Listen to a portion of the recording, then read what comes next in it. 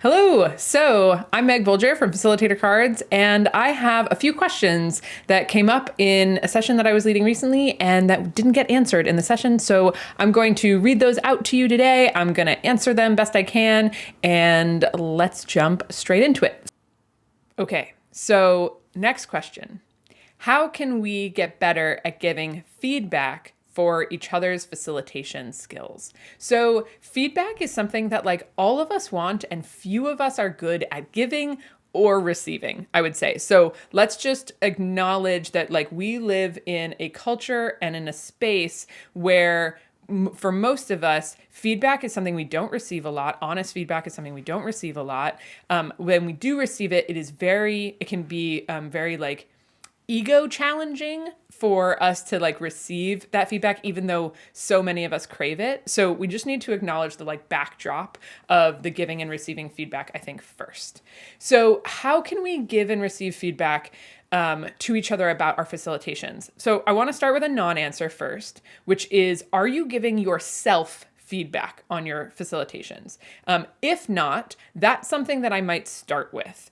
There's some articles that I will leave in the description or wherever I can leave links for you that we've written about that. One is a lot of times online, we are recording our sessions. And so we can actually watch our game tapes. We can actually watch how we facilitate, and the wealth of information that will come from watching yourself facilitate is enormous. So I've got an article about how to do that and what I would encourage you to do. And honestly, before getting feedback from other people, I might start with giving feedback to yourself, because it's important to know, and to be able to see, are there things that you already know about yourself that you want to improve? Are there specific areas you want to ask about? Are there things you want to check with other people? Sometimes we're not good at grading our own tests. We're not good at understanding, do I talk too long? Do I ask good questions? I can't tell. Those are going to be really great places to start inviting specific feedback. Because I think one of the ways that feedback can feel less intimidating is when you are asking for specific types of feedback from particular people. Rather than do you have any feedback for me?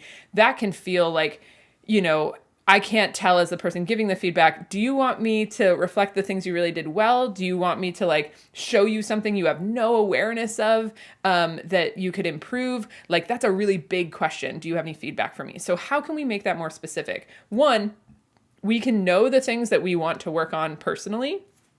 There's a structure called Johari's window, which is things that you known and unknown. So imagine a grid of four, maybe we'll try to put a graphic up on the screen, but imagine a grid of 4 boxes, right? And it's things that you know and things you don't know, and then things that other people know and things that other people don't know. So feedback is a lot of feedback that we can give ourselves is things we know, and some of that is going to have overlap with things that people also know about us or can see about us, right? Then there's things we don't know about ourselves, but that other people can help us see, right? And that's a really wonderful place. And such a gift of feedback is when people can help you see that. Then there's things you know about yourself that other people don't know. Maybe you know that something really triggers you and that you are doing a really good job of navigating that, and other people don't know it triggers you because you're doing such a good job of navigating, right?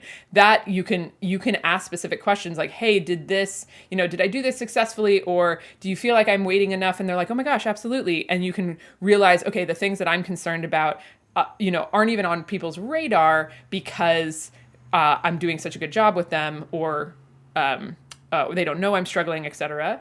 And then the last window of Johari's window, which is the most mysterious, is things you don't know about yourself and that other people don't know about you.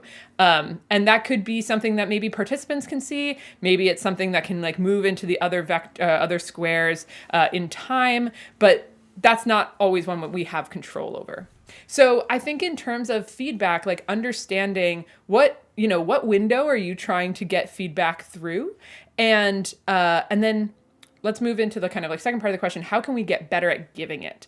I think let's set ourselves up with structures and timings that feel possible for people to receive it in. So for me, after a session, I often want feedback, but what I really want is for people to just tell me I did a good job. Like if it's critical feedback, it's actually going to like land in a way that is hard for me to take in as not personal. It's also going to be hard for me to like action it into future changes that I need to make. So that's something that I think is really important, is like, when are you giving the feedback and when can you metabolize it and do something with it? So I would often encourage people, there is a self-feedback form that I used to fill out at the end of my workshops. I probably should go back to it. And maybe you both fill out this like feedback form for yourself and for each other, but you don't actually discuss it until after the session, or like until like a couple of days after the session. And knowing what timing works for you and works for the person that you're giving feedback to, I think is really, really important. And not just like that urgency feeling that we can often have after a session, but understanding like when is it going to be best able to be metabolized, to be internalized, and then to be like done anything with.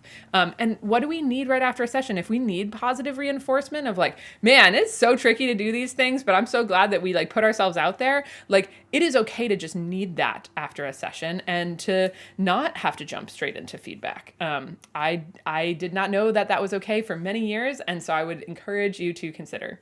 And then, is there anything else I want to share on feedback? I think that seeing yourself do facilitation, getting feedback, and then honestly watching another game tape after so you can see what they see, or you can like look through that lens, I think that can be just like so huge and helpful. The last thing I want to say is just, when we're giving feedback, to give it in the spirit of getting better, not, and that like, if at all possible, like